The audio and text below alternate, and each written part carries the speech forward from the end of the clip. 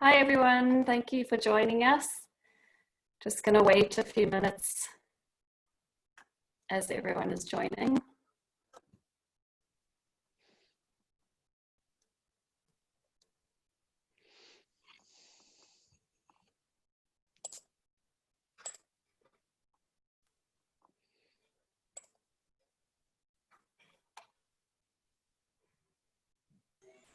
Hi everybody, nice to see the numbers. Sorry. Yeah. We're just waiting for everybody to join, and once the numbers start to stabilize, then we'll kick off.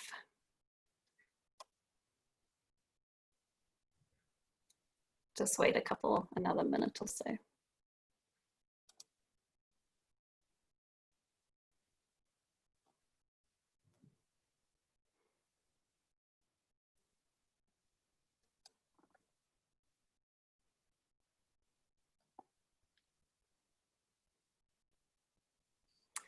While we're waiting, if you want to type in the chat function and maybe introduce yourselves, where you're from, who you are, what you're studying, or what you're going to do, please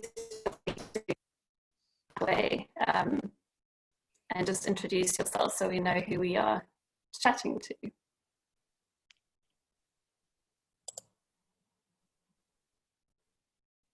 Cool, it looks like we are sort of stabilizing, so I think we'll get started. So thanks everyone for coming to join us today to chat on the Studying the Seas panel. Just to introduce myself briefly, I'm Ph.D. McQuaid. I am a deep sea benthic ecologist. I'm South African, but I'm currently working as a postdoc at the University of Plymouth in England on this project called the One Ocean Hub. So we're really pleased to welcome you to this event, World Ocean Week celebrations. One Ocean Hub is a really large interdisciplinary project. We've got lots of partners from the UK and from Ghana and the Pacific Islands and Namibia and South Africa. And there's several different research programs. So we're looking at law and governance, arts, and marine science. And the vision of the hub is integrated ocean governance for equitable and inclusive sustainability. So a key part of the hub is working with country partners to build capacity in developing nations. And so what we're talking about today and talking about how to progress in a career in marine science is really important. And particularly for ensuring that we get a diverse range of voices working up through the ranks to address the key challenges for our oceans today. So yeah, it's great to have you all here with us. Thanks for being here. I'm really pleased to introduce today our panelists. They'll all introduce themselves properly in a bit, but I just want to introduce them briefly now. And it's very late for some of them, for Kerry, and very, very early for others. So thank you, Katy, and we're really lucky that you've all given up your time to be with us today. So thank you very much. So we've got Kelsey Barnhill, who is a PhD student at the University of Edinburgh. We have Anjani, who is a coral reef ecologist at the Institute of Marine Affairs. We have Robertson, who is a marine Soapi, who is a research fellow at the University of and finally Dr. is the marine at South University Institute, and she's also a research associate at Nelson Mandela University. So thank you all so much for being with us here this evening. Before we get started, a little bit of housekeeping. As I said earlier, please introduce yourselves on the chat and let us know where you're from and who you are and what you're studying and things. In terms of how the session is going to run, we'll have a quick poll now and just to see where everybody's from, and then we'll have an introduction to each of the panelists, and then I will ask them some questions just to get the conversation started, and then we'll open up for questions and answers from the audience. So if you have a look at the bottom of your screen, there is a Q&A button. If you press that and enter any questions that you have in there, we'll be keeping track of them. So just keep them coming in. You can enter them at any point. And if you have a name and your that would be good to give the question some context. One of the panelists specifically, and put that they do. Otherwise, we'll just address the panelists. So just to reiterate,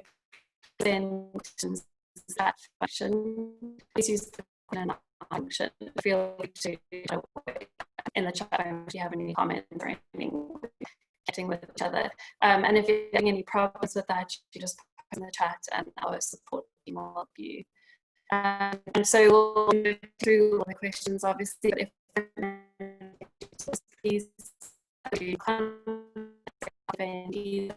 hub website, or by any of the survey that will be coming out if you've opted in for that. So to start us off, we're going to do a quick poll just to see where everybody's from and what career stages you're mainly at. So Laura, if you can launch the poll now, we'll be ready for that. And we'll just give you a minute or so to fill that out.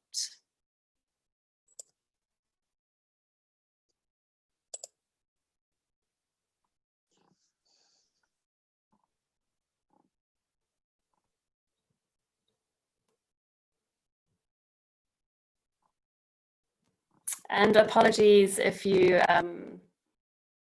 your discipline isn't included. You can only have 10 options, so we had to really try and narrow it down.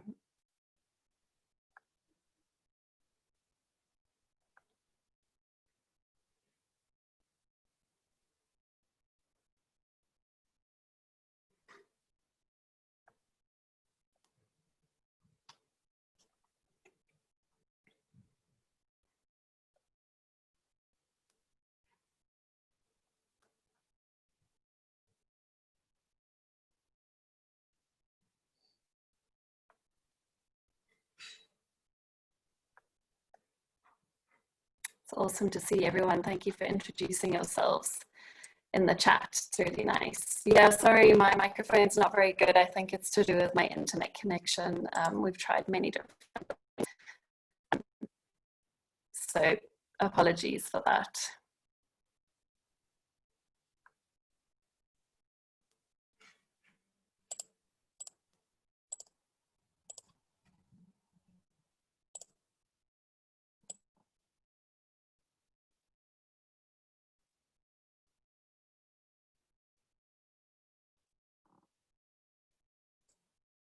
Oh, it's awesome to see people joining from all over the world. Really nice.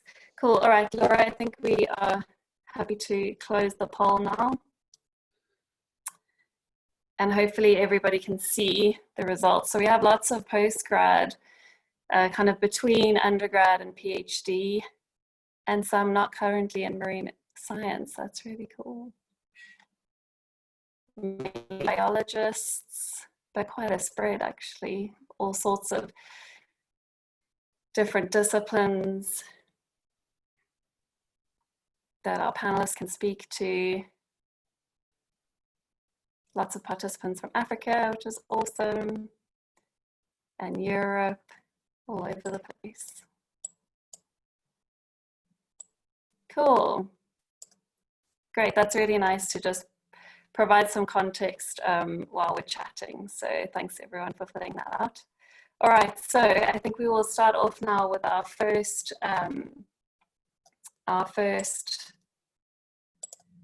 panelist, Kelsey. Over to you, Kelsey, whenever you are ready to introduce yourself. Great. Thank you so much, Kirsty, for that introduction. And yes, what a cool poll result. It's really nice to know who we're talking to, especially since you will all, of course, have the opportunity to ask Q&As. Whenever you have a question, pop it in, and we'll get to answering them as soon as we can. So I am originally from the United States of America, and I am currently a PhD student at the University of Edinburgh.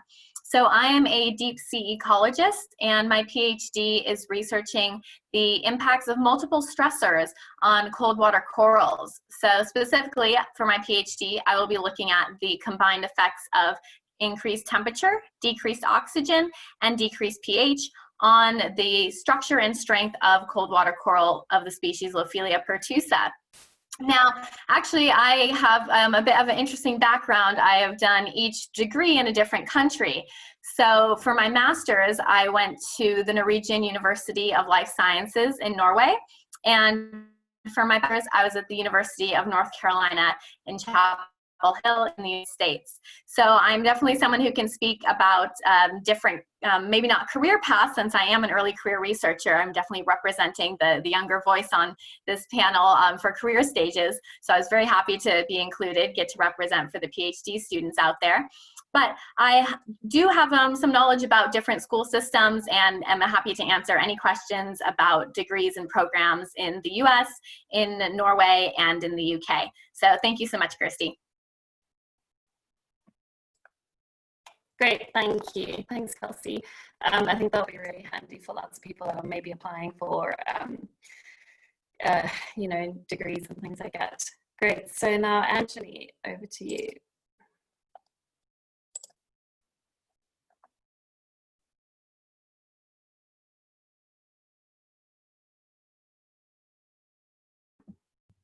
Anjani, you're muted. Oh, good one. Thank you, Kelsey. Yeah, sorry, everybody. I'm happy to be here. My name is Dr. Anjani Ganase, and I'm a coral reef ecologist, and I'm based in Trinidad and Tobago. I work for the Institute of Marine Affairs, which is essentially the government branch of marine research. And so everything that we do is funded through the government. We do get external funding as well. And the focus of our research is on our local reef ecosystem, so focusing on coral reef health in Tobago, but also trying to connect it to the regional scale and looking at similarities up the island chain. Similar to Kelsey, I did study in different countries as well. So backtracking, I did my bachelor's in the US at Florida Institute of Technology, and I did that in marine biology. And I quickly moved on and did my my master's at the University of Amsterdam in the Netherlands. And this program was actually quite a diverse master's, where you could sort of pick and choose exactly what you wanted to study within the realm of oceanography and limnology. And so I focused a lot on the biological sciences. And through this program, I was able to do internships in Curacao in the Caribbean, as well as I got the opportunity to do an internship in research internship in Australia in the Southern Great Barrier Reef. That kind of segued into my PhD, which I did at the Global Change Institute at the University of Queensland in Australia. And so I sort of went around the world, and I've returned home to basically try to do research in my own backyard. So being in Trinidad and Tobago, I'm also part of an NGO called Species, and this is a side of the academic. It's a group of, it's an NGO that's made up of a group of marine scientists that are focused on sort of educating and advocating for marines, for the marine environments in Trinidad and Tobago. And through that project and through the training for my PhD, I was the head operator for the Maritime Ocean Collection, which is basically sort of an outreach project where we allow people to sort of experience the underwater Caribbean coral reef habitats virtually online, and have a platform in which you can sort of explore reefs of Tobago. And we're using that platform in education in Trinidad and Tobago. So that's just me in a nutshell. So I'm happy to answer any questions related to anything in the Caribbean and through my journey.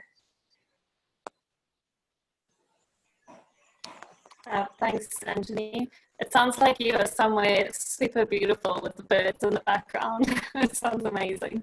I didn't know you could hear the birds. Great. Cool, I didn't realize. Yeah. No, good, thanks.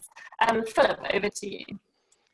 Yeah, thanks, Kirsty. Hope everyone can hear me okay. I'm Philip Robertson. I'm a marine archaeologist based with Historic Environment Scotland in Edinburgh. So my background and role is perhaps a little atypical for marine science. So I'm really pleased to be here this evening to promote what we do and hopefully to engage with new audiences out there. There's lots of you there, which is great, and hoping to inspire the next generation of marine archaeologists. I gather there's a few in the audience who are interested in the cultural side of our marine environment, which is great to see. So a little bit about me. I'm originally from the west coast of Scotland. After pursuing studies in classics and archaeology, I specialized in maritime archaeology. Some of you may well ask what that is. I think of it as a discipline within archaeology that focuses on the human interaction with the sea, with our lakes and rivers through the material remains that are left behind. So we're interested in things like submerged landscapes, coastal settlement, harbors, remains of boats and ships that help us understand how the sea has shaped past civilizations. So after leaving university, I had lots of small jobs only vaguely related to the subject before spending a decade running a dive center in very cold water, I hasten to add, and doing lots of archaeological projects. Since 2005, I've been working with Historic Scotland and now Historic Environment Scotland, and we are the public authority with responsibility for Scotland's historic environment, including, of course, its underwater heritage. My role is quite diverse. I lead on marine policy issues, providing advice to the Scottish Government on the designation of historic marine protected areas around Scotland's coast, and that's quite a new type of marine protected area to protect our most important marine cultural sites, so things like historic shipwrecks. They provide important evidence into our long-standing relationship with the sea in Scotland, the last 10,000 years or so, as a source of food, transport, defense from invasion, and as a means of communication between communities and across oceans. I'm also responsible for a wide range of marine-related projects, investigations into archaeological sites around our coast, educational initiatives and publications to help promote our wonderful heritage to the public. That's it from me, thank you. Hello. Yeah, hi.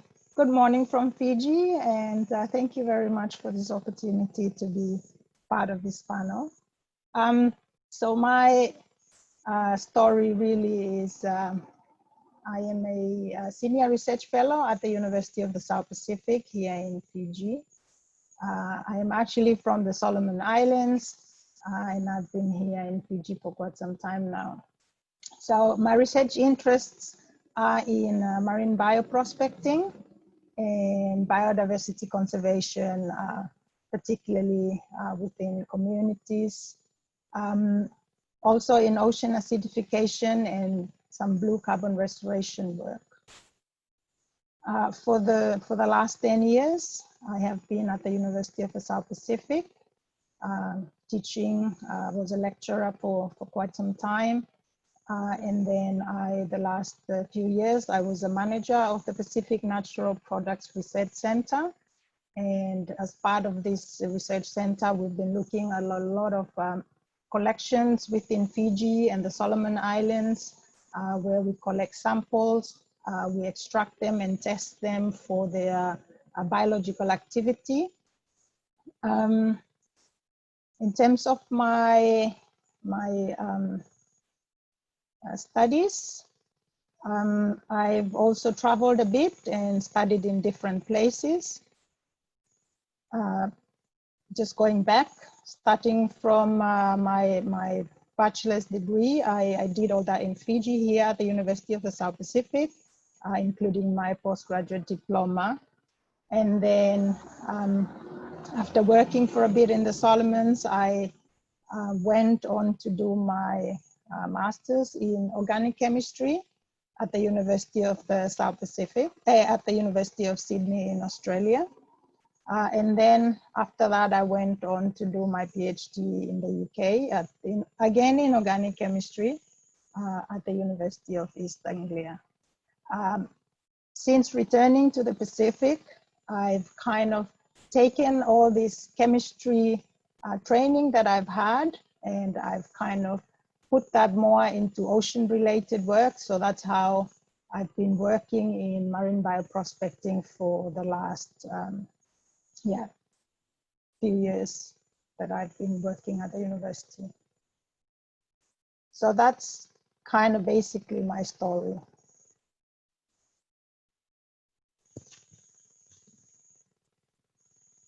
Thanks. I just brought up your pictures too. Oh, if you okay. Yes, so so for the bioprospecting work, we do a lot of collections from scuba diving. We've collected all over Fiji and the Solomons, as I've said. Sometimes the samples we collect,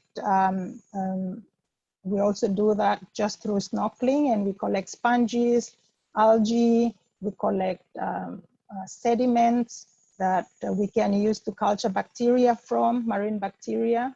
And all of this we can extract and do the biological studies on to see the medicinal potential of these marine organisms. In Fiji, there is planting mangroves is a big activity, and the Fijian government also has a lot of tree planting initiatives, including on mangroves, where we have over 500,000 mangroves that have been, people have been asked to plant. And so some of the projects that we've been doing relate to mangrove restoration. And in this project, the one that I've just put up, we've planted along the coast of a Fijian village. And what we've tried to do is incorporate ocean acidification monitoring into that to see whether there's any mitigation of ocean acidification through this mangrove restoration work. And the final picture there with the seagrass monitoring, that's something that's very close to my heart. This is a picture from my own community in the Solomon Islands, where we have a conservation project. And so during the holidays, whenever I have my holidays annually, I go home and I help the women with the seagrass monitoring. Some of them are young high school kids as well. So this is something I do with my community and something that's really close to my heart. Yeah, so that's basically what I do. Thanks. Awesome, thanks, Katie. It's so nice to hear everyone's stories. So lastly, we have Kerry, over to you.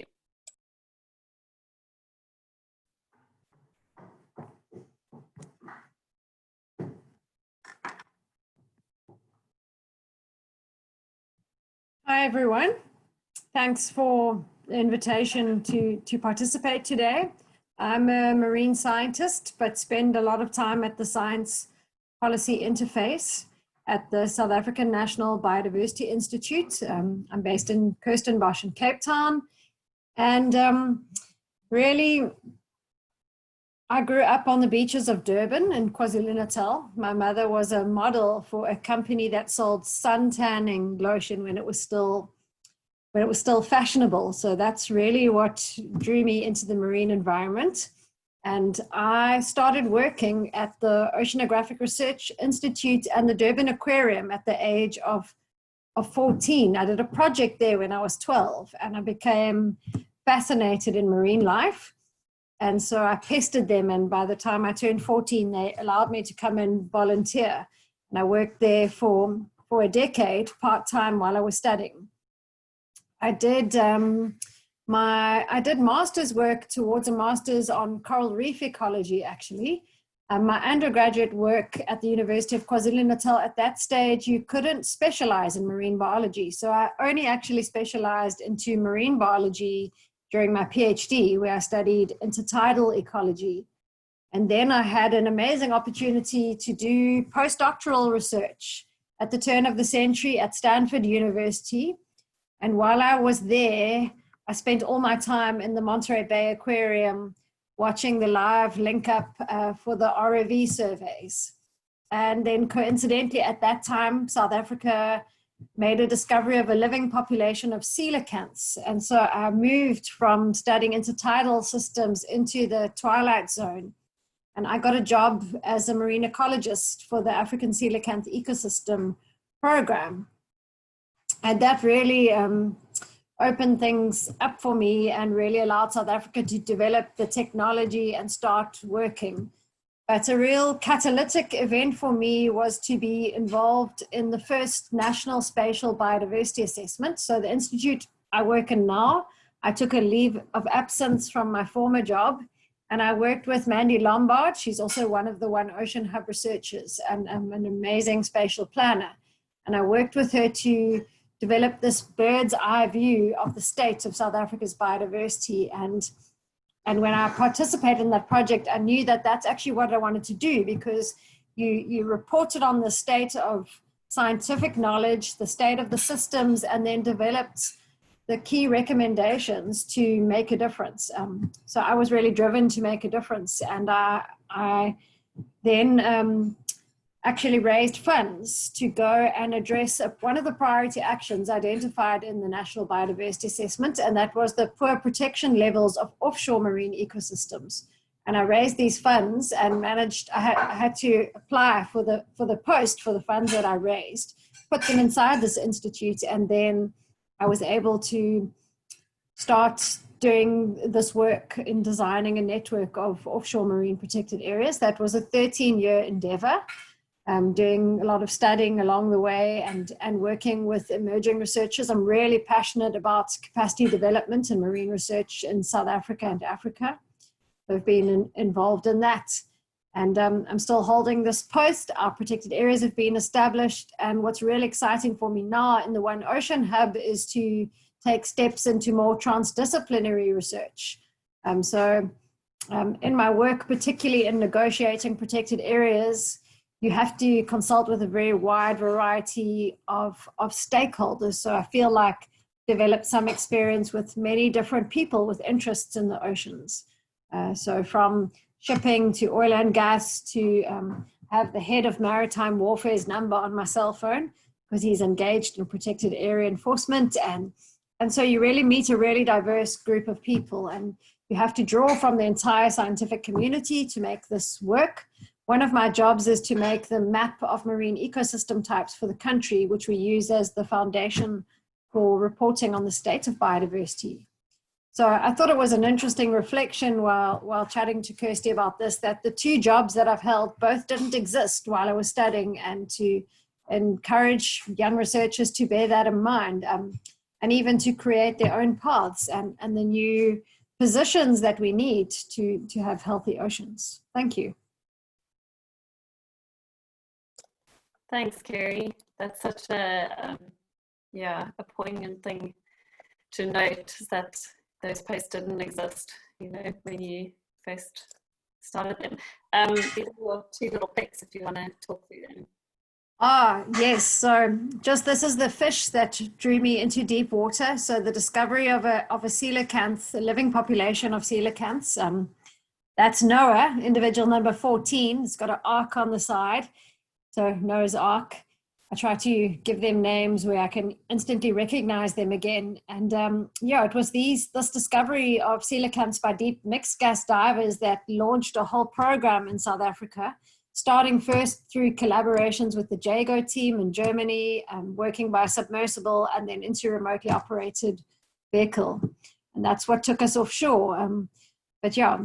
There's all the different types of information are relevant in the marine environment, especially when you're moving into spatial planning and management. Thanks. Thank you.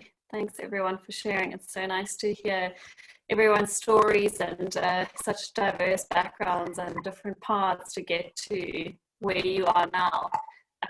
So I just want to encourage everyone in the audience to please send in your questions to the Q&A. I'll start off with some just to get the conversation going and flowing, but please feel free to add any questions that you have for any of the panelists or for all of the panelists to the Q&A. And remember to send them in the Q&A box and not the chat. But it's great to see everyone still chatting away and introducing themselves and everything. So that's awesome. So just to start things off, I wanted to open up a question for everyone. And if you just answered in the order that you spoke, that will be great to keep things flowing. But I guess it's more of a kind of descriptive question, but did you always know that you wanted to work in this field, in marine research? And is there like a key person or a key event that stands out in your mind as being a catalyst for putting you on this path? So some of you spoke to it a bit in your introductions, but yeah, if you can just elaborate on that. Did you always know that you wanted to work on this field? And is there like a key event or person that really catalyzed things for you? So Kelsey, let's start with you. So my answer for if I always wanted to work in this field is kind of yes and no. When I was younger, growing up in San Diego, you know, I'm from right next to the beach. We have the San Diego Zoo, we had SeaWorld, and just the Natural History Museum. And so I really grew up around science, and I grew up going to these museums and events and being around animals. And so I was always really interested in marine science, and I actually had my tea leaves read when I was 6 years old, and they said I was going to be a marine scientist. So have to give a shout out to that tea leaf reader. Maybe I wouldn't be here if it weren't for her. But no, when I was in high school, I thought that I wanted to be an interpreter. I always enjoyed languages, and I took Spanish and sign language interpreting in high school. So I actually originally started out my bachelor's as a sign language interpreting major. And after one semester, I just decided that wasn't the career for me, that I wanted to do something where I was going to be actively learning every day, being able to be curious, ask questions about the world. And so I didn't know what to do. I went back to community college. And it was actually while I was at community college that I was in an introductory oceanography course. And the professor showed a video of a TED Talk that was given by Dr. Robert Ballard. And he's the man who discovered deep sea hydrothermal vents and the wreck of the Titanic. And watching this TED Talk and seeing that there's still so much we don't know, so much that needs to be explored in our oceans, that's what made me decide, yes, that's what I want to do. I want to study the deep sea, you know, I've got to figure out how to do it. So I went up to the professor after class that day, and I just said, how can I do that? That's what I want to do. And so from that moment, I really just took the different twists and turns to get to where I am now. My bachelor's was in geology with a minor in marine science. And then in Norway, I was doing tropical ecology with coral reefs. And I thought, well, if I do tropical corals, hopefully I can get into deep sea coral for a PhD, because that was originally what had drawn me in, was the deep. So for me, it was always trying to get back to the deep sea science. And I'm very happy to be there now. Awesome, thanks. Yeah, Anjani? So yeah, my upbringing was on an island. So I mean, I was always connected to the ocean, you know, going to the beach. It was quite easy. And I think I just wanted to stay connected as much as possible. So I was just trying to find out that happy medium of like, what can I do that's interesting and what can keep me connected to the ocean, and keep my interests. And because I was always interested in STEM, biological sciences and physics and whatnot, I sort of merged the two and started to focus on marine science. After high school, I applied for one of the few undergraduate biology degrees, which is at Florida Institute of Technology. And yeah, I mean, while I learned a lot of theory, I think most of my my interest as a researcher grew during my master's, when I was able to actually get some hands-on work. So I went to the University of Amsterdam, which allowed me to do 2 internships and research. I did research in Curacao, and that's when I first started diving on coral reefs in the Caribbean. And Curacao is like an underwater aquarium. Being in the Southern Caribbean, it's got the perfect conditions for beginner divers, and it's got really healthy coral reefs. And so that was just, it was quite easy for me to stay in that field. And because of the tight network of my mentors at the University of Amsterdam, particularly my supervisor, Dr. Petra Vissa, she essentially encouraged me to continue to do research. And I did my second internship in Australia at the Heron Island Research Station in the Southern Great Barrier Reef. From there, I kind of just didn't want to leave Australia. And so I after doing my master's research there, I did it on sedimentation on different coral morphologies and the effects of different temperature thresholds at that research station with the University of Queensland. And I quickly joined on to a project called the XL Catlin Sea Reef Survey. And this was a global coral reef mapping project that actually I joined on as a field technician, and it allowed me to stay in Australia and to dive and a lot of the reefs along the Great Barrier Reef. So I got a lot of exposure in the field that way. And then through that job, I was able to apply as a PhD. And through that project, I was able to come back to the Caribbean and carry out the project in, at countries throughout the Caribbean. So about 10 countries we surveyed. And I used a lot of that data for my PhD work. And then now, you know, being from an island, I do always want to be able to contribute, and I always wanted to live and work at home. And so it just made sense to come back to Trinidad and Tobago and to work on my own ocean backyard and see, you know, what gaps in research there are, because there are a lot in the Caribbean, and basically bringing with me a lot of what I learned from working in the Pacific and in Australia. And so now I'm shifting gears and working more in like applied research. So sort of learning from, you know, the novel science and trying to apply it to management strategies that make sense. And so we can work on coral restoration and looking at how the reefs connected locally and regionally. So yeah, that's basically my background.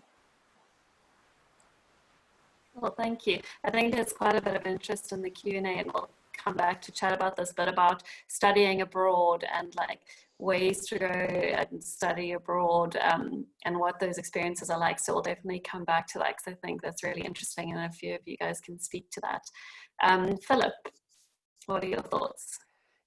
Yeah, for me, I mean, I think as a child, I was always drawn to water, swimming, sailing, and it was just always there. It was something I seemed to be really interested in. I loved the 1970s Cousteau films on board Calypso, which kind of opening up a world that I never knew existed. And I suppose I took that forward. My challenge was that I was never particularly scientific. I wasn't much good at maths or biology or physics or chemistry, but I was really interested in history, really interested in languages, ancient cultures. So I went down that route. I studied classics and archaeology at university. And then fortunately, I discovered that there was something called marine archaeology, which was where sort of two interests collided. And I was inspired by people like George Bass and Peter Throckmorton excavating Bronze Age shipwrecks in the Mediterranean, shedding new light on the cultures bordering the Mediterranean Sea. And I suppose I took that forward into postgraduate study, but very much British based, so cold water. If only I could get out to the Mediterranean more. In St Andrews, inspired again by Dr. Colin Martin, who's a sort of pioneer in maritime archaeology in the UK. He was great. He used to take us to the pub and beguile us with stories of the Spanish Armada and the Dutch East India Company, and it all sounded like boys' own adventures for me. So it was great to experience that, and we were very fortunate to become involved in projects that St Andrews were involved at in the time, particularly the photographs that I showed earlier with the Sound of Mull 17th century shipwrecks, which were an opportunity to gain so much experience. It's pretty rough living in a tent, very cold weather, cold water, but it was such great experience. And I did that for a number of years. And off the back of that was running diving courses in the nearby dive center, trying to promote archaeology to recreational divers, trying to promote a kind of conservation sense of recording our underwater heritage as opposed to necessarily taking souvenirs from it.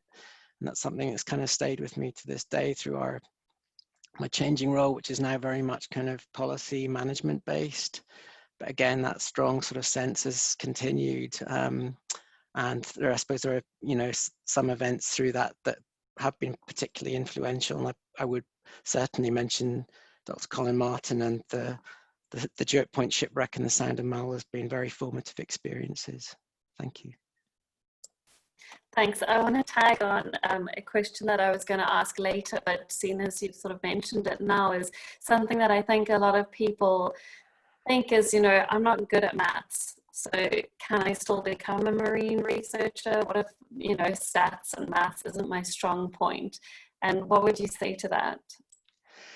I think I'm certainly proof that that's absolutely possible. I really struggled at maths through school, and I do quite like a spreadsheet now for some reason, but you know, quite into data, and maybe that's just come through a slightly different route. But I think it's really important to not necessarily be limited by having to follow a traditional field.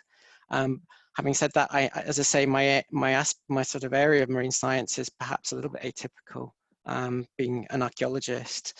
But I suppose that's the great thing with marine science. It's a very broad discipline with lots of different homes for those of us who have slightly different interests and skills. And I think that's really important to say. So please go for it, everybody. Yeah, absolutely. It is such a broad field, isn't it? I think Kerry had something to mention on that too. Just to confess that I'm a natural marine scientist, but had to have a maths tutor in high school. So I do think it is possible. I mean, I did have a strong sense of knowing what I wanted to do, and having good statistics is a critical element in this type of research. But there are other aspects.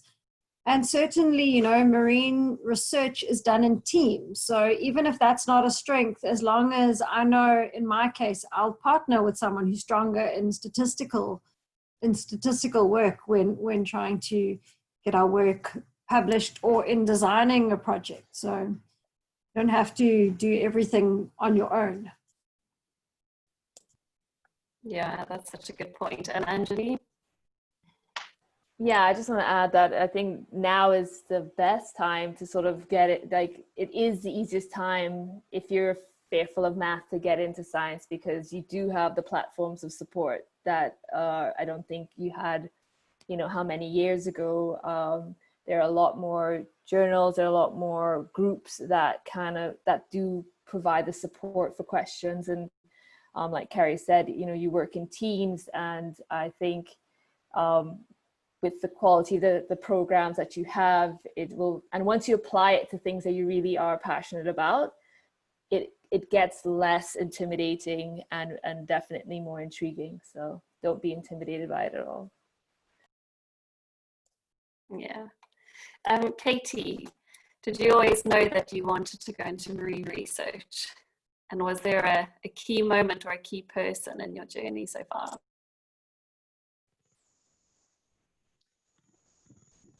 Thank you. To be honest, well, I grew up in a very small village on a small island in the Solomons. But marine studies wasn't kind of, studying the ocean wasn't kind of something that I knew about at the time, because in my village, the two main important professions were, you know, either be a doctor or a nurse or a teacher. And so in growing up, although the ocean was very much a part of my life and livelihood and everything, I didn't really have enough exposure at that time to even realize that there could be a you know, career in to do with the oceans. So when I went on to high school, I still had this idea of either being a doctor or a teacher. Until I got to university, then at that time I was like, not really. I think there's more that I can do. And so when I went into university, I decided to do chemistry and physics with the thinking that, you know, at the end of it, I'd have a much broader choice of what I can get into. Considering that, you know, in small Pacific Island countries, being specialized is something that's can be very limiting. And so after I finished my undergraduate degree, I kind of selected chemistry as the path to go on, because that's where I found opportunities to continue with my studies. But the ocean, as I've said, is very much a part of my life, my livelihood, and that of my own community. So whenever I would go back to the village, it's just always there. And I've always wanted to kind of like, how can I incorporate my chemistry that I've been doing in school, at university, and how do I incorporate that into something, you know, I can still kind of be relevant in the communities. And so when I, at the end of my undergraduate degree, I actually approached one of my lecturers. And for me, that was a really the most significant event in my life, I would say, because I was about to go back to my country, to the Solomons, and I just went and I asked him, you know, at that time I was starting to get interested in natural products chemistry. And so when I approached him to do some more, you know, like if there's a project I could work on, and he was really happy, and he said, yes, sure, I have a project you can do for 6 months before you go home if you want. So I did that. And, you know, I've always reflected on that moment where I, you know, like that I walked into his office, and I felt that that was such an empowering time for me, in the sense that I felt I made that decision that this is what I wanted to finally do. And so I kind of selected chemistry, and as I've said, it was the opportunities I had to continue further studies. So I went on to Australia, and I went there to actually do natural products in medicinal plants. But at the time we had a crisis in the Solomon Islands, some civil unrest. So I was not able to return home, and I ended up doing synthetic chemistry. And so I kind of took that up as the option that I further studied in until I went to the UK. But upon returning to the Pacific, of course, now I'm surrounded by the ocean. I had all these skills, but how do I actually apply that? And so I ended up doing marine natural products. I went back, when I returned to Pacific, I came back to Fiji, in fact. And so I went to the University of to the South Pacific. I met up again with this professor I had during my undergraduate, and I had a chat with him, and we talked. And so I started working as a natural product chemistry in his lab. And so that's how I kind of started working in the oceans again, or get back to ocean research through that connection that I had, kind of trying to connect back to my roots, like the ocean, like to the ocean. Now, in terms of what I've been doing, because of this, because of my desire to be able to connect with my community, I have also tried to learn other skills, and this is where I joined up with at the university. I joined up with the seagrass monitoring team. And so I learned new skills from there, which I then took back to my village. And then, you know, we started the seagrass monitoring program, and the seagrass monitoring program, yes. And then after that, I've been able to continue connecting with my community and the ocean through these kinds of work. Here in Fiji, as I've also mentioned, that the mangrove planting is a huge activity which everyone's been taking part in. And so, it was kind of an opportunity again to connect with the community. So through this mangrove work, we were able to then bring in ocean acidification, again, trying to apply some of the chemistry I've learned even at undergraduate with water chemistry and all that. So that's how we I kind of moved into some of the ocean acidification work that we've actually just started in the last couple of years. Yeah, so I think in terms of that person who had really had a significant impact on my journey, I think I would say it was my former professor, and just being to be able to just walk in there. You know, I'm a very shy young Pacific Islander, and to be able to have that courage to go and ask him, for me was very empowering. And so, I mean, if there's a thing that students should, especially for the Pacific Islands, I would really encourage students or young professionals not to be scared, to like take that risk, go and see somebody who you are interested in, who's, you know, you have similar interest in what you want to study, to be able to approach them and ask for advice and see how they may, you may be able to work with them, or, you know, develop a relationship which might further down the line be actually useful. So I had this professor after I finished my PhD. When I came back to the Pacific, I connected up with him again. And so it's those relationships you also build during your undergraduate or your master's. Those are the things you will want to fall back on and try and pursue after you've, say, finished your, you know, PhD. And having those connections and relationships and maintaining them is a really good way to continue in your career. Yeah, thanks, Katie. I think you've picked up on so many really important things, and highlighting the importance of having like an academic mentor or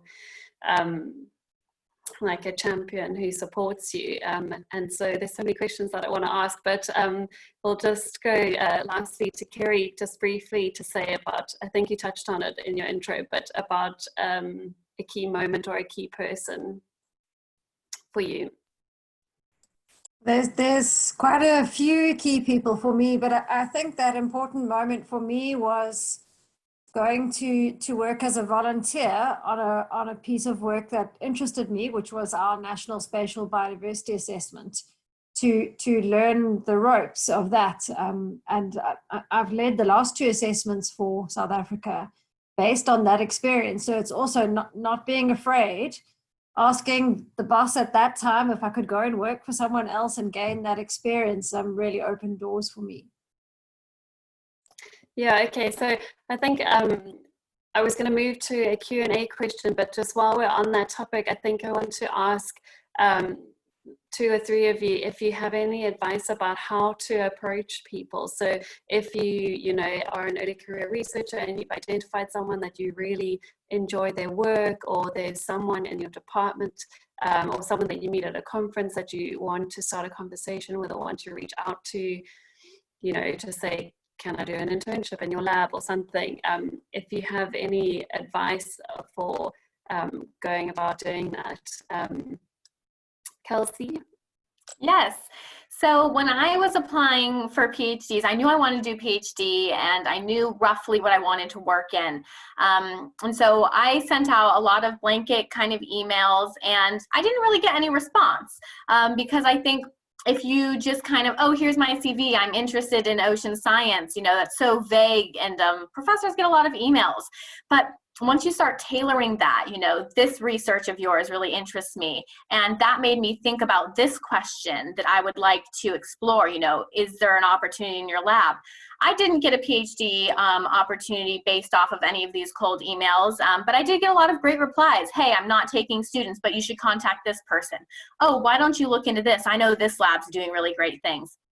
So absolutely don't be afraid to reach out, email those professors, but also please realize that if they don't reply, that is very common. And, you know, they just, unfortunately, there's not enough time in the day, and sometimes these emails do slip through the cracks, as disappointing as it is. But I can say that I did meet my now PhD supervisor at a conference. And I think when you know, it just clicked for me. My supervisor is Dr. Sebastian Henniga, and he was giving a talk at Reef Conservation UK about how he used CT scanning and 3D imaging to look at coral reef longevity and strength. And I was just thinking, oh my gosh, this is deep sea, this is cold water coral. And I did an internship at the American Museum of Natural History where I was working on CT scanning and 3D imaging and modeling. And I just thought, I didn't know that this research was out there. This is exactly what I want to do. So I waited till the lunch break, and I thought, well, he's got to come over to the sandwich table. And I just stood at the end of the sandwich table. And once he came over, I just introduced myself. I had my CV with me. I always recommend having some copies of your CV, your resume. If you have a business card, have that with you to hand out at these conferences. One thing led to another. And I wasn't successful at first. I had to apply twice, but I did get into the PhD program with him. So absolutely, you just have to go out there, and it can be scary to put yourself out there, but I think the more you talk about it and you put it out there in the universe, it will happen. Yeah, that's really true. And I really like what Kerry kind of echoed in the chat, which is about specific requests for help. So not just sending out something very general and generic, it's sending something very specific, or, you know, saying, I really like this piece of work that you've done. Does anyone else, any of the panelists have anything they want to add to that, Anjani? Well, Kelsey said a lot of what Kelsey said does apply to my experience. I would add that I think through like volunteering, even when you're in undergrad, like, you know, helping the postdocs out with their research and whatnot, or volunteering through a research station that is present in your area, just being in that environment and just looking. I remember when I was in Curacao that you had a lot of researchers coming in and out of that station. So it was kind of a hub for research. And so even though I was working on one project, you know, we would have lunch breaks with other researchers. And then that way you really were able to connect and discuss things in a more relaxed sense. So if you were nervous, I would recommend you, you know, if you're doing undergrad or master's, get very much involved in postgraduate volunteering for postgraduates. And they sort of, I mean, I've had a lot of good mentors that were young postgraduates who sort of helped me out and sort of gave me encouragement to talk to like the bigger professors and whatnot. And so yeah, I think that's how I did it as well. Oh, thank you. So I guess the next question I wanted to put to Kelsey and Katy and Anjani, there's some questions in the Q&A about studying abroad. And so the question was, there was one from Anonymous and one from Carlo. And they said, so one was for Anjani about how do you compare studying in the UK and in Australia? But then I think also more generally about what is your advice for finding ocean research work abroad, outside of the UK? And I suppose also you can talk a bit about, did you enjoy studying abroad? Do you think that it strengthened you as a scientist? What kind of advice would you give to people wanting to study abroad? So let's start with Anjani. Yeah, coming from a small island, I think you have to go abroad just to get an experience. And, you know, so I think a lot of parents shove their kids off the island somehow. I studied in the US and I studied at Amsterdam in the Netherlands. So not the UK, but I imagine it will be quite similar. I think there's it's not in the curriculum that what you learn by studying and doing research in other places. It's about understanding the culture and the differences and learning to speak other people's languages. What I mean is, like, you know, you're immersing yourself in a different system, and you learn so much more than just the academics. So you learn how, you know, the Dutch are always on time, you know, you learn how Aussies love a drink at the end of the day. You learn these things, and that's what makes you relatable, and that's how you connect to people at the end of the day, because that's what you do network, and you do sort of build collaborations that way. And I think yeah, it was, I met a lot of different nationalities, and I just soaked it up like a sponge, and you learn why people are doing what they do. So yeah, it's always a good experience to go abroad and to be out of your comfort zone. In the Netherlands, a lot of people spoke Dutch. I was the only English speaker in my class for my master's.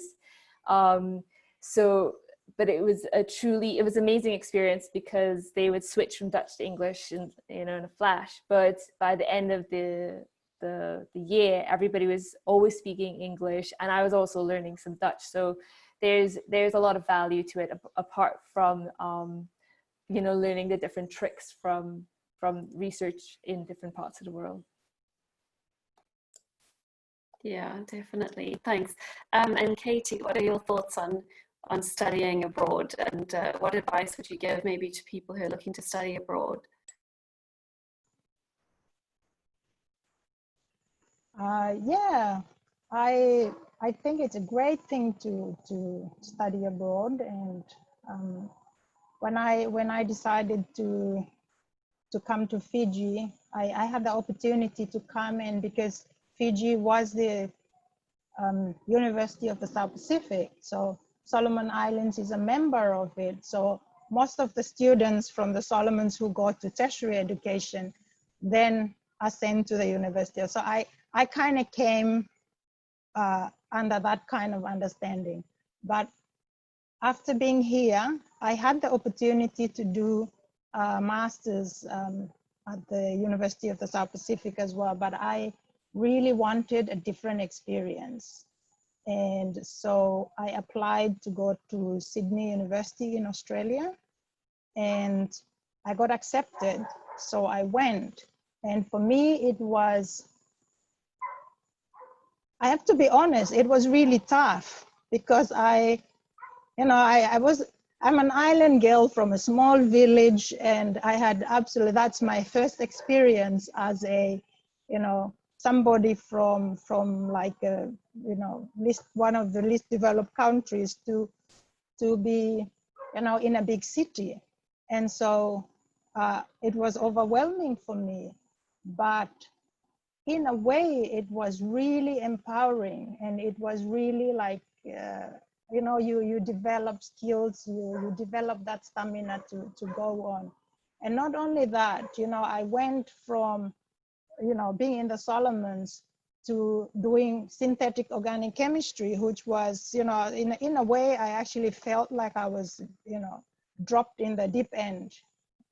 And I think it taught me a lot of lessons. It taught me in terms of my own strength, in terms of how far and how much I can take and tolerate. It really tested my own abilities and my own belief in myself when I was in Australia. So for me, Australia was quite a really, it's a great experience. Sydney is a great city. I enjoyed it. I made lots of friends, lots of international friends, lots of Australian friends. But for my personal development, I think it was just not, it was a really, really great experience. And also in terms of, my own education. When I went to the UK, I had the opportunity to go there. And so I was there with family, and I felt it was so much easier because I had gone through the rough, the training ground of being in a foreign country when I was in Australia. So to be, I find actually being in Norwich, studying there, it was a great experience. And in terms of even the work I was doing, I enjoyed it because I had gone through, you know, the fire in Australia, and I really had a lot of, you know, good times when I was there. But coming back to you know, how travel also broadens your mind, and it gives you the different opportunities. You meet different people in conferences, and for me personally, there were more opportunities for that kind of work when I was, or even though those kinds of opportunities for conferences, attending seminars, things like that were much easier. Returning to the Pacific, those things are, you know, things you might take for granted there. You don't really have a lot of those, you know, opportunities here in the Pacific to, you know, attend conferences and, you know, network with academics that, you know, that are in your field. And yeah, so I had a great experience, and I would encourage anyone who wants to study abroad, you know, go for it. It opens your mind to different experiences, different opportunities, and yeah, it's a great experience. Yeah, those are really good thoughts, I think, especially about being out of your deep end, but the amount of personal growth that happens when you are chucked out of the deep end is quite amazing. So can definitely speak to that too. Doing a PhD abroad is not for the faint-hearted, but it's, yeah, definitely in terms of personal and professional growth, it can be massively beneficial. So Kelsey, I just wanted to ask if you have any kind of thoughts on that. I think for me, when it comes to doing research internationally, I think everyone's spoken great about studying. So I'll just briefly talk about researching abroad. And for me, it's really just been being aware and open to opportunities, and then making sure that you take them when they present themselves. During my master's, there was an opportunity to get to do a field course abroad in Brazil. And it was in tropical rainforest ecology. I wasn't that interested in it, but the university was paying for it. And so I thought, why not? I'll sign up. I was lucky enough to get selected. And I also got selected to stay on longer and get to spend 2 months in Brazil instead of just 3 weeks from that group of students. And so taking that risk and applying to something I didn't really think I would get actually got me to spend 2 months in Brazil learning from Brazilian professors in the rainforest instead of in my classroom in Norway learning about the rainforest. And I just actually had a publication come out last week. That's now I have a publication about aquatic botany in Brazil. So I think that wouldn't have happened if I hadn't have just been open to those opportunities and just actively searching them as well. You know, I always spend a few minutes per day looking through Twitter, seeing if there's any opportunities coming up that I might be eligible to apply for. Yeah, cool. That's a really good insight. Thanks. Philip, I had one for you, which has come from Armand, who asked, did you ever question your ability to break into the field of marine science, and what kept you moving forward? I think for me, I was just always so interested in the subject, and I always had quite an inquiring mind and a desire just to keep moving forward, even if it was very slowly. And sometimes it felt like it's 3 paces forward and 2 steps back. But you develop a bit of a resilience and a kind of a desire to just keep plodding on. And if you do that, eventually you feel like, okay, I've actually achieved something, even if it's quite a small thing. And small things grow into slightly bigger things. And again, if you work well with people, they respond well to you, they like to work with you, and that just grows. So I think that's, you know, I've always tried to believe in myself, and had good successes in small ways and felt good about that, and, you know, moved on. And to try and believe in yourself and, you know, be resilient. There'll be knockbacks, but keep going. Does that answer the question, sort of? Yes, yeah, that was good. Thank you. Yeah, does anyone else have any thoughts on that? Oh, not so much. We had another question which was quite interesting about for the careers that you guys are in, but also just in general for people that you meet in the workplace. This is from Isabel. Do you have to have a more niche degree or a niche qualification rather than just a BSc in environmental geoscience or in, you know, a BSc in marine biology or whatever it is? Do you need to have a more niche degree? Does anyone want to answer that? Speak to that? I can pick someone. Carrie. I think it depends on what you want to do, but in my own experience, no, sometimes it's helpful not to have that niche and just to remember that we need new niches. So this is something for me that I think is important, that we need to merge fields together, create new fields, create new areas, new approaches. So I think sometimes it's helpful not to be in a niche. Yeah, I would agree in that. It can really narrow your options. And I think also you can have quite a broad degree, but then get into your niche through the work that you do following on from your degree. So, you know, my BSc was in like zoology and botany or something, and then the next step was in marine biology, and then the next step was applied marine biology, and then deep sea for my PhD. And so, you know, I think initially you don't need to start off in a very niche field, and even if your master's or something is quite a broad topic, you can get that niche experience and the work that you go into following on from that. Carrie, we had quite a good one from Amelia, which was about balancing time spent carrying out research that informs policy and then working on drawing together like the actual policy or recommendation. What are your thoughts on that? Yes, so I think, I mean, in your career, typically when you're studying natural science, there's seldom much training on the science to policy interface.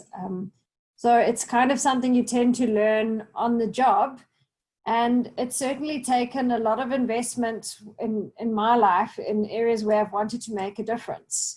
But that has been a personal choice, and it is a sacrifice. So I think, yeah, in different stages, depending what you're trying to do, you do have to adjust that balance. But it's nice to have that choice. And I also think another model that works well, we're talking about working in teams, is if you don't enjoy that policy interface work so much, then you partner with someone who does. So I have many scientist colleagues who don't enjoy that kind of work and aren't willing to travel and spend long hours online. And they're doing the more robust science, and I'm willing to spend a bit more time in taking that science through. So we work as a team. So that's the other way to handle that. Cool, thank you. Bahir's asked, hi Bahir, how did you move forward after your studies into the workplace? So particularly in terms of finding a job within your field of study. So how did you move from studying then into the workplace? Does anyone specifically want to talk to that, or should I pick again? I'll go Anjani, we've not heard from you for a while. Russian roulette. Well, for me, it was a natural choice to work at home because that was my end goal, was to be able to, you know, package what I learned and then come back and do research. Working in research is different because it's not established, like back in Trinidad and Tobago, it's not really established. So there's no actual fully researched institute in Trinidad and Tobago for marine science. And I do quite a bit of a mix. So I work through the NGO. So I would recommend partnering with NGOs if you want to take a different route apart from like wholly academia.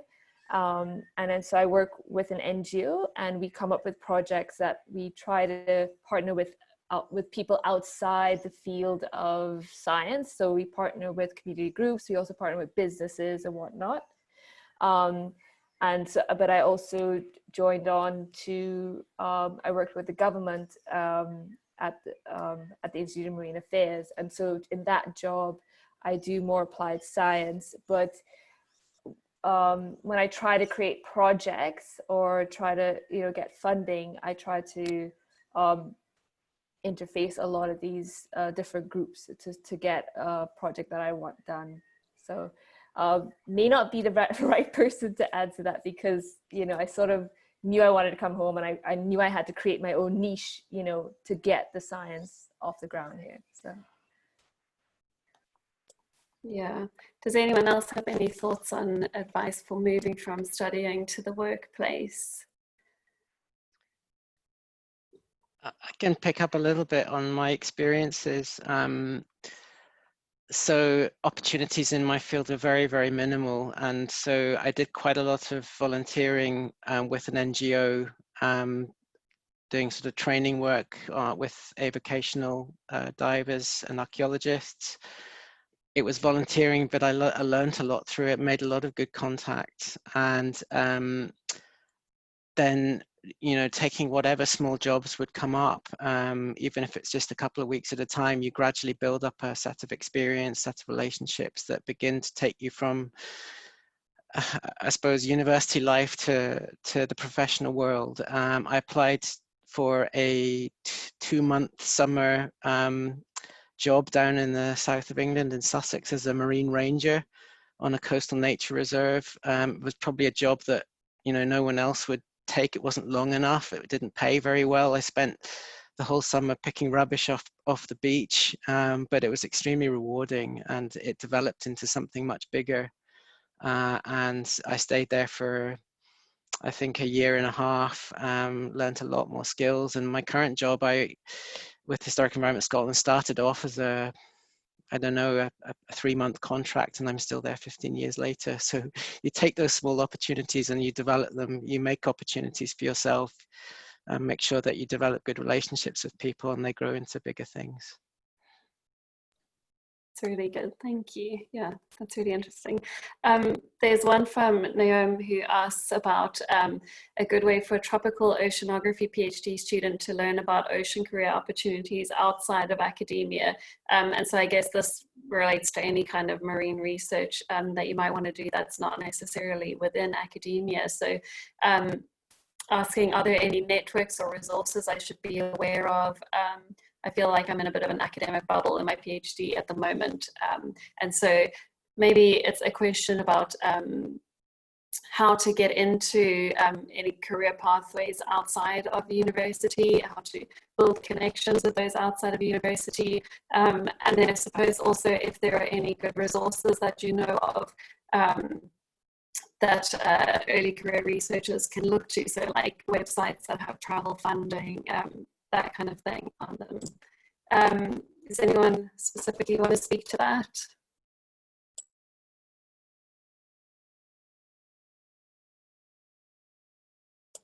I suppose, Philip, you're our man who's outside of strictly academia, so I'll draw on you again for that one if you don't mind.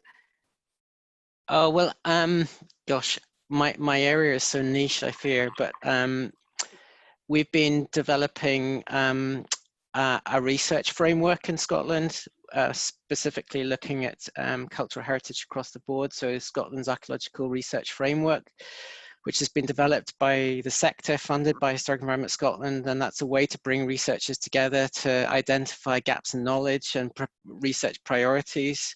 It's been a great networking mechanism as well. It's a way for university students to feed in, to meet with people working in academia, but also people like me working in a more of a curatorial government implementation policy mix. I think that's a good way to get involved. There are panels that we're always looking for new input and fresh ideas. More broadly in the marine science area, I work closely with Marine Scotland. Citizen science work is quite a good way to get involved. I'm not totally up to speed on where that is at actually more broadly. So I probably can't add more there, but I suspect other panelists have got much more to offer in that regard. I suppose, Kerry, also you can probably speak to,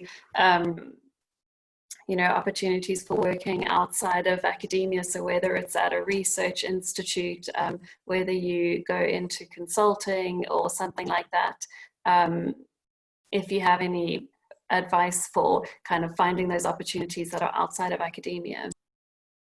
Yes, I was actually just responding to one of the panelists about the role of the private sector and the NGO sector. So for example, many of the ocean industries in South Africa, and then particularly through the ocean economy initiatives, have been investing in young researchers and providing new opportunities. So there are research careers, and in the consulting world too.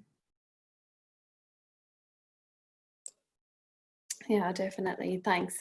There's quite a good one, Kerry, I'll go to you again from Sarah, which is about recommendations for a pure natural scientist PhD to get first steps into working at the science policy interface. Do you think it's necessary to do an internship at this stage to gain experience? I think that an internship is always useful for developing that experience, and I'm not aware of any kind of qualification that you can study. I actually offered to put together a course on this, and our university responded that they didn't think it was relevant. So it's quite interesting that this field is still emerging. So I think on the job work, and I think Kirsty, with you having been an intern in our institute, that you're in a good position to give us a quick reflection on whether you think that internship was a useful opportunity to grow in that area of work. Yeah, I think definitely. I mean, I think that's where I got introduced to work at the science policy interface. So before that, it was strictly, I was doing applied marine science, so it wasn't like strictly traditional science, I guess, and it was all related to human activities. But it was really through doing an internship at SANBI, South African National Biodiversity Institute, where Kerry's based, that I started to work in the science policy kind of interface. And I think it's a really good opportunity to like dip your toe into the water and to get to understand the processes and learn how everything works and how you can engage and how to engage. I think that was one of the biggest things, is just like not even necessarily knowing how to engage and what does the science policy interface mean and involve. And so doing an internship certainly helped me a lot with that. And it also, I guess it depends where you're doing an internship, but you would hope that if you're doing an internship somewhere, then someone is wanting to support and mentor these interns that they've got. And so that was a huge thing for me also, was having a mentor like Kerry who can help you work out what you want to do, and or even if you know what you want to do, how to get there. So I think an internship can be a really important stepping stone if that's something that you're specifically interested in. And otherwise, if you are post-PhD and you're wanting to get a postdoc or something that is working at the science policy interface, so it's not strictly policy related, then you can sort of start dipping your toe in that way. Kerry, did you want to say something further? Well, Kirsty, actually, I was reflecting on a particular moment when you were in my office describing what it felt like trying to choose a career path. And it reminded me that you are the inspiration for a model that I've really used with a lot of students and interns and people seeking career advice, which I think has been quite helpful. And this model is to produce a series of paths of the directions that you think you'd like to take in your career. So for example, if you pick 3 fields, say consulting, an academic one, or conservation NGO, and then what you do is you figure out the key skills that you need for each of those paths. And then those skills that are in common are the ones that I recommend students and interns focus on first. So it was just been a model that was really pioneered by Kirsty that's helped many of the young researchers in my teams. By me not knowing what I wanted to do and sitting and making roundabout diagrams, that's what we would call it, the roundabout diagram, and we'd go round and around to try and work out what we wanted to do.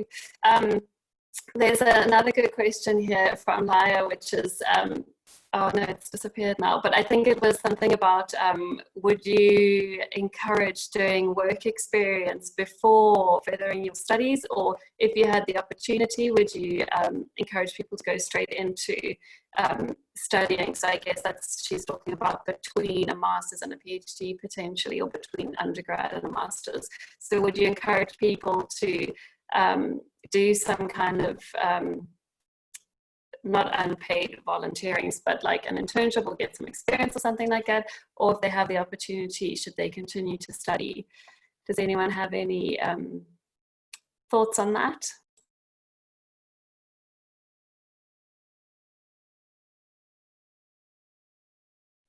Yes, so I actually typed my response to that, so I think that's why the question disappeared.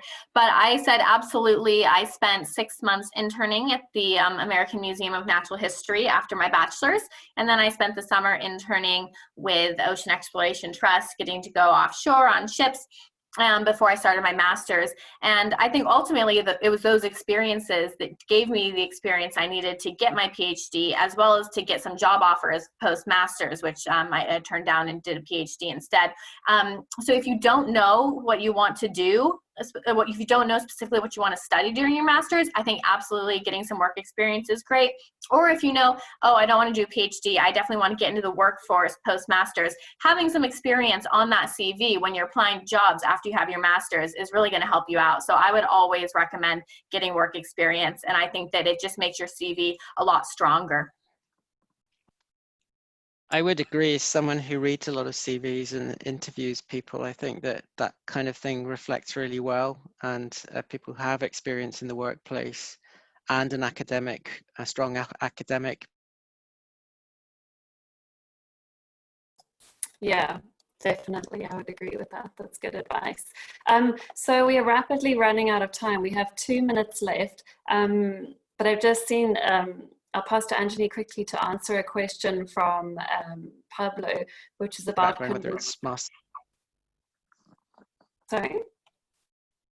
Oh, sorry, I think we had a sound problem. So I'm just going to pass to Anjani quickly. I think you've seen the question, but asking about obtaining any experience in educational projects that are similar to what Pablo is talking about, if you can speak to that quickly.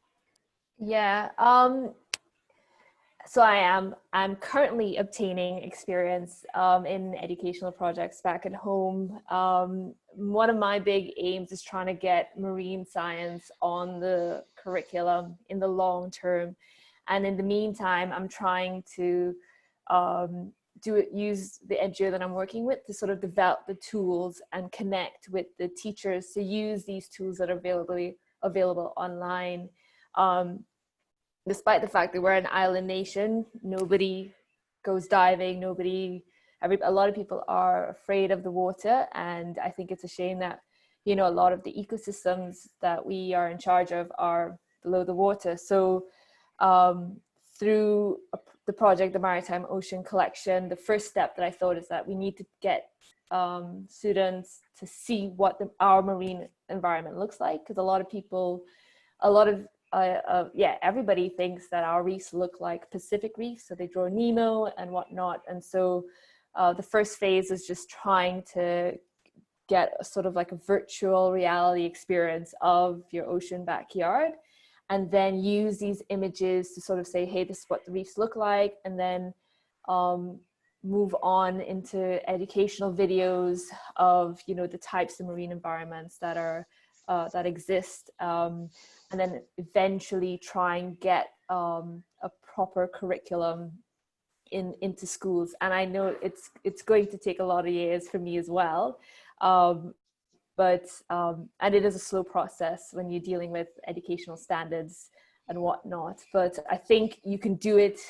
You could do it through.